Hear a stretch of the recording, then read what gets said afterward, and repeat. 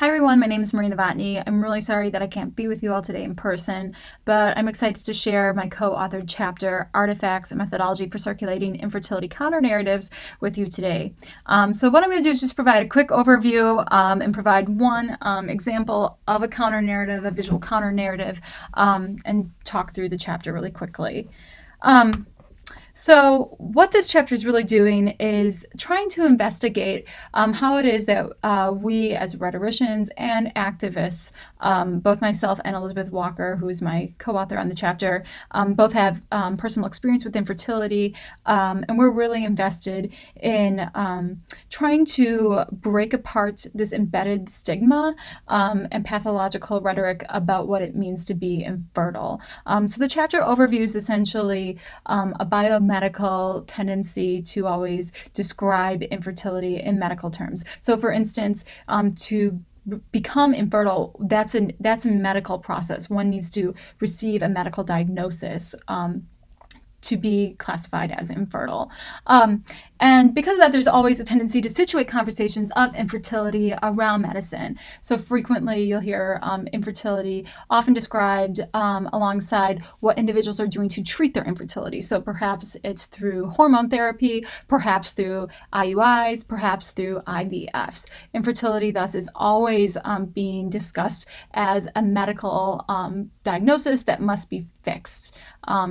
In that way, we argue that there's a deficit rhetoric around it, that you are deficient until you move from infertile to fertile.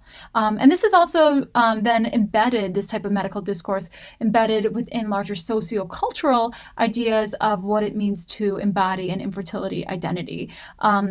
And so that informs how we think about issues of what it means to be female, what it means to be a woman, and to be a mother. So within this chapter, we kind of pull apart this sense of how the medicalization of infertility has also led to the sociocultural descriptions of what it means to not only be a woman, but how that relates to being a mother, and then ultimately what that means in the context of an infertility diagnosis.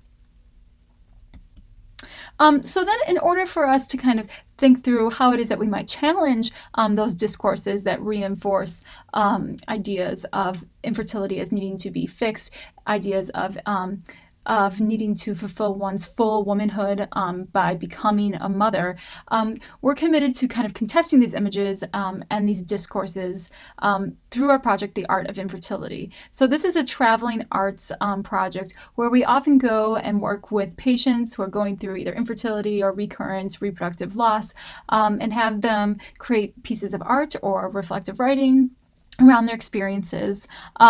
And then we work with them to kind of create larger reflective narratives that we post alongside their piece of art. So actually, in this image that you see here, this is at an exhibit that we hosted a few years ago in Seattle. This is a piece of art, and then there's a label actually on the side. So the woman's crouched over actually trying to read that label.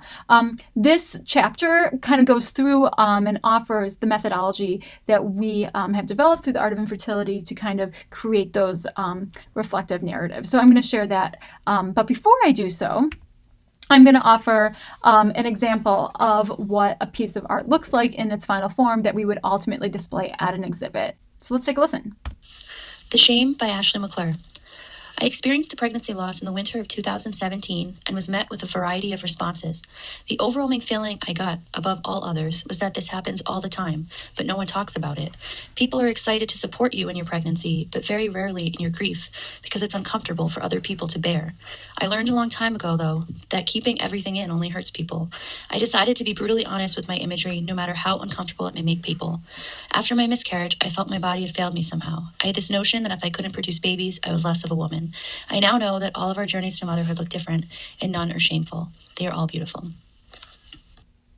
So I share Ashley's piece because it talks a lot about how learning to be open about one's experience with miscarriage, with recurrent loss, allowed her to then connect with others and learn that actually, while she was feeling as if society was telling her to not talk about this, to feel shameful that she could not carry a baby to term, that instead, by opening up and talking about it, sharing some of the pieces of art that she did with others about her experiences, that larger narrative about being defective kind of broke down and broke away.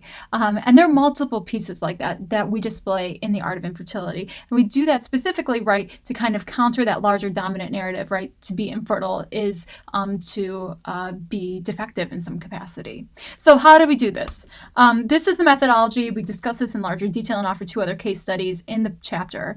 But we have individuals fill out a pre-interview form. This is really important because otherwise we found that individuals will tell us from when they first started to try to get pregnant to the 5 different IVFs that they tried and didn't work and succeed. And that can be within an interview, like a period of an hour and a half of individuals just telling you their history. So the pre-interview form is really meant to kind of gather a bunch of that data and really help focus the conversation when we start to do the interview.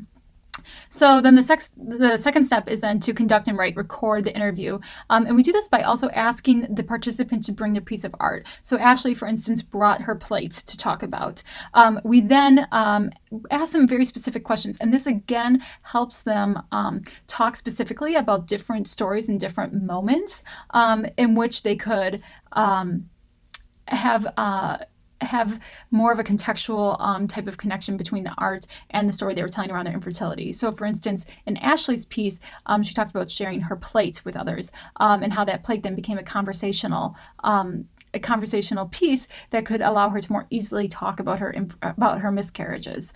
So we use rhetorical analysis to kind of do that interview. So we ask them, can you tell me why you opted to create an oil painting? Or in Ashley's case, why did you create a sketching on a plate?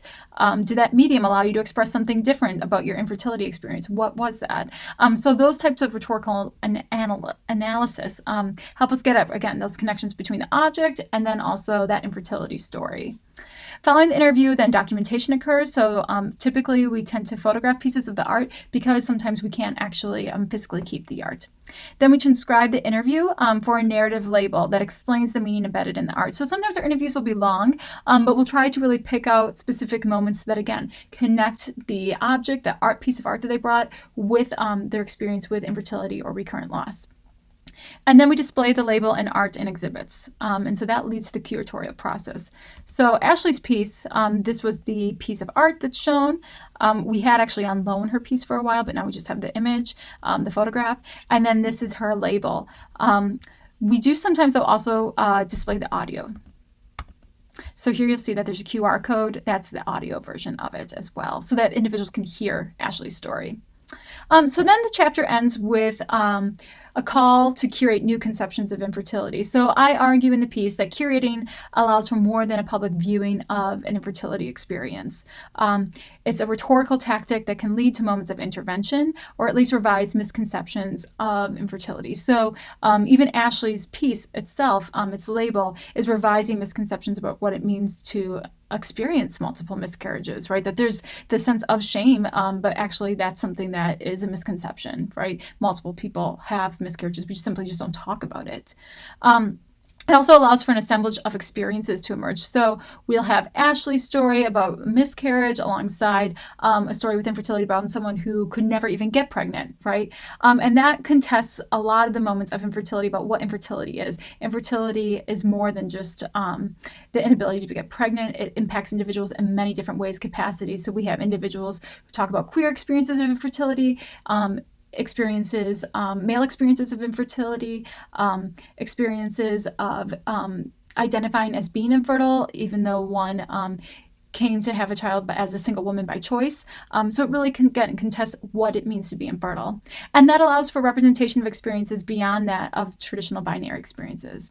And so I end with kind of a call that as rhetoricians, right, we have a responsibility to be attuned to what is shown, how, when, and where, if we really want to intervene in some of the larger pathological discourses around women's health and reproductive access. So that's it. Thank you so much.